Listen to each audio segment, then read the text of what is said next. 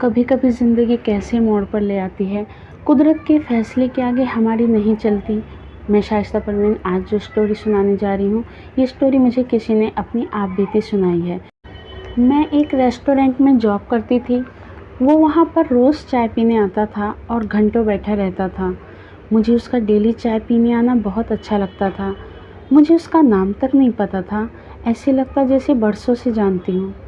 मुझे उसका यूँ बैठे रहना बहुत अच्छा लगता था। हमें किसी भी कस्टमर से पर्सनली बात करने की इजाज़त नहीं थी। वो डेली आता था चाय पीने, घंटों चुपचाप बैठा रहता। उसे देखकर मुझे अजीब सी बेचैनी होती थी।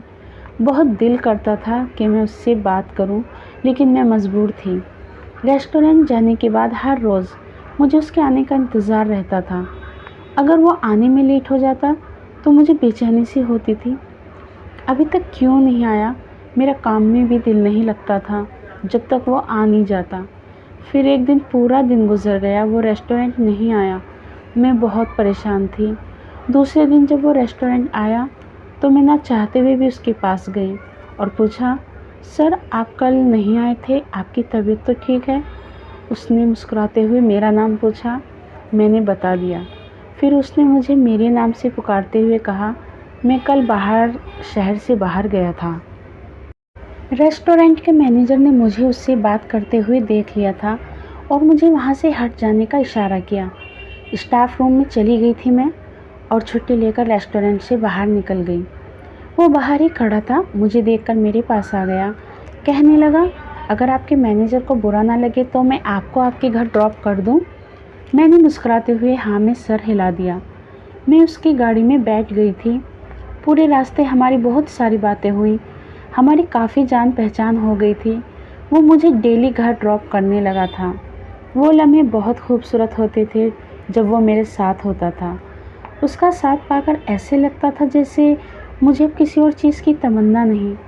फिर एक दिन मैंने उससे कहा, कल मैं जॉब पे नहीं जाऊंगी, रेस्टोरेंट के बाहर आपका इंतज़ार करूंगी, मुझे पिक कर लेना, कल मुझे आपके साथ घूमने जाना है। वो मुस्कुरा दिया और कल आने का वादा किया। मुझे कल सुबह का बहुत बेसब्री से इंतज़ार था। मैं बहुत खुश थी। मैं टाइम पर उसकी पसंद का ड्रेस पहनकर रेस्टोरेंट के बाहर पहुंच गई थी। मुझे इंतज़ार करते हुए 1 घंटा हो गया था। उसका फ़ोन लगातार स्विच ऑफ आ रहा था। मैं बहुत परेशान हो रही थी, बहुत रोना आ रहा था। 4 घंटे गुजर चुके थे। उसने मुझे धोखा दिया था, इस बात को दिल मानने को तैयार नहीं था। मैं रोते हुए घर वापस आ गई थी। दूसरे दिन सुबह न्यूज़पेपर में उसकी एक्सीडेंट की फ़ोटो देखी। मेरे पैरों तले से ज़मीन निकल गई। मेरा जिस्म बेजान हो गया। उस एक्सीडेंट में उसकी डेथ हो चुकी थी। ये एक्सीडेंट भी जब हुआ जब वो मुझसे मिलने आ रहा था। क्या क्या ख्याल आए होंगे उसे, क्या गुजरी होगी उस पर। मैं आज तक सदमे में हूँ। मैं अभी तक खुद को नहीं संभाल पा रही हूँ। शायद जो कुछ हुआ मेरी वजह से हुआ। काश मैं उसे ना बुलाती। इस दर्द के साथ जीना मुश्किल हो रहा है। फ्रेंड्स, यकीन है आपको ये स्टोरी पसंद आई होगी। प्लीज़ चैनल से जुड़ने के लिए सब्सक्राइब कीजिए। अपना ख्याल रखिए। शुक्रिया।